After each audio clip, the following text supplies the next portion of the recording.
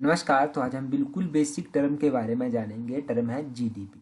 देखिए, जीडीपी के बारे में आपको न्यूज़पेपर में पढ़ने को मिलता है, आर्थिक सर्वेक्षण इकोनॉमिक सर्वे जो आप पढ़ते हैं वहाँ पर आपको पढ़ने को मिलता है, परंतु पता नहीं होता कि भाई ये जीडीपी क्या है। जीडीपी को समझना काफ़ी ज़रूरी है कि भाई ये जीडीपी है क्या और क्या ये जीडीपी होता है, इसको समझेंगे अब। अच्छा, सबसे पहले जीडीपी को समझने से पहले एक छोटी सी टर्म, इसकी फुल फॉर्म हमें पता होनी चाहिए। जीडीपी की जो फुल फॉर्म होती है वो होती है ग्रॉस डोमेस्टिक प्रोडक्ट। तो ग्रॉस डोमेस्टिक प्रोडक्ट इसकी फुल फॉर्म होती है। इसको हिंदी में कहते हैं सकल घरेलू उत्पाद। परंतु हिंदी अगर आप ग्रॉस का मतलब देखेंगे तो ग्रॉस का मतलब मैथमेटिक्स में क्या होता है, मैथमेटिक्स में इसका मतलब होता है टोटल।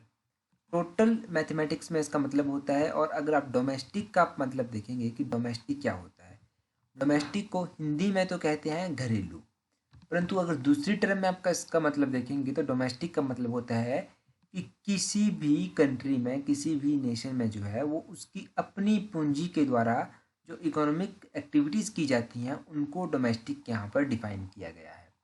तो ये होता है कि किसी भी देश में उसी की पूंजी के द्वारा होने वाली आर्थिक गतिविधियाँ डोमेस्टिक में आती हैं।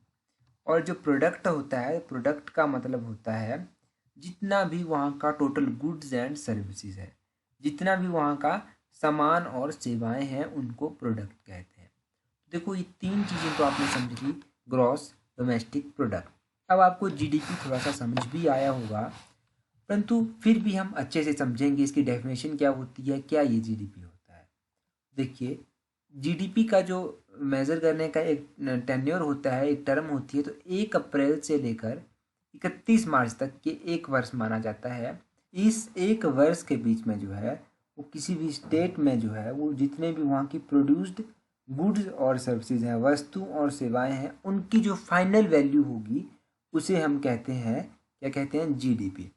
ये जीडीपी होता है। एक बार इसको डेफिनेशन के रूप में समझते हैं कि डेफिनेशन इसकी क्या होती है। देखिए, किसी भी देश की अर्थव्यवस्था में एक वर्ष में उत्पादित सभी वस्तुओं और सेवाओं की अंतिम वैल्यू जो होती है, उसकी अंतिम मौद्रिक वैल्यू जो होती है, उसे जीडीपी कहते हैं। तो ये जीडीपी होता है। अब एग्जाम्पल के साथ समझते हैं। मान लीजिए अपना हिमाचल प्रदेश है, तो हिमाचल प्रदेश में जो है वो एक वर्ष में 1 अप्रैल से लेकर 31 मार्च तक यहाँ पर जितनी भी गुड्स और सर्विसेज प्रोड्यूस की गई उनकी जो फाइनल वैल्यू होगी वो जीडीपी होगी। तो ये होता है जीडीपी। ये आपने, आई होप अभी आपको यहाँ से समझ आ गया होगा कि जीडीपी क्या होता है।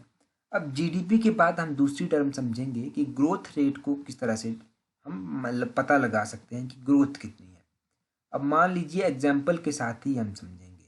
हिमाचल प्रदेश है, हिमाचल प्रदेश में 2019 में जो है, मान के चलेंगे 2019 में यहाँ पर 100 रुपये जो था यहाँ की आमदनी थी। यहाँ की जीडीपी जो थी वो 100 रुपया थी। मतलब यहाँ की जितनी भी गुड्स और सर्विसेज थी उनकी उनके प्रोडक्शन की जो फाइनल वैल्यू थी वो थी 100 रुपया। 2020 में यह वैल्यू बढ़कर हो गई 105 रुपया। 105 रुपया हो गई। अब आपको पता चला यहाँ से ग्रोथ कितनी हुई, तो ग्रोथ जो थी वो हुई 5%। इस तरह से ग्रोथ रेट को भी डिफाइन किया जा सकता है, ग्रोथ रेट को भी मेजर किया जा सकता है। तो ये था जीडीपी।